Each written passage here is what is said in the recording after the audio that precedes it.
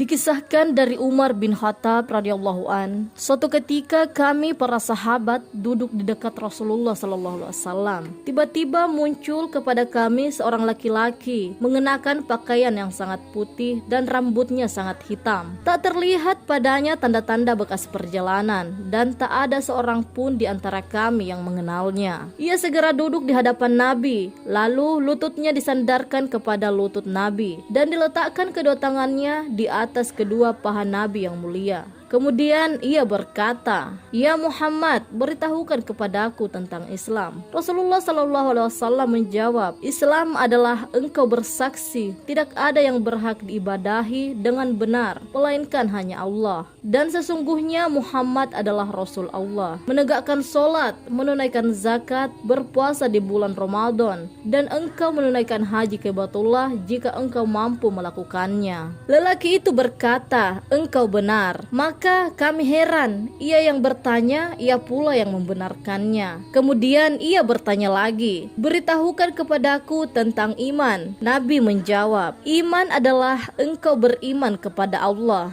malaikatnya, kitab-kitabnya, para rasulnya, hari kiamat, dan beriman kepada takdir Allah yang baik dan yang buruk." Ia berkata lagi, "Engkau benar." Laki-laki itu bertanya lagi, "Beritahukan kepadaku tentang ihsan." Rasulullah menjawab, "Ihsan adalah hendaklah engkau beribadah kepada Allah seakan-akan engkau melihatnya. Kalaupun engkau tidak melihatnya, sesungguhnya Dia, Allah, melihatmu." Lelaki itu berkata lagi, "Beritahukan kepadaku kapan terjadinya kiamat." Nabi menjawab, "Yang ditanya tidaklah lebih tahu daripada yang bertanya." Dia pun bertanya lagi, "Beritahukan kepadaku tentang tanda-tandanya." Nabi menjawab, "Jika seorang budak wanita telah melahirkan tuannya, jika engkau melihat orang yang bertelanjang kaki tanpa memakai baju, miskin, serta pengembala kambing saling berlomba dalam mendirikan bangunan megah yang menjulang tinggi." Kemudian lelaki itu segera pergi. Aku pun terdiam sehingga Nabi bertanya kepadaku,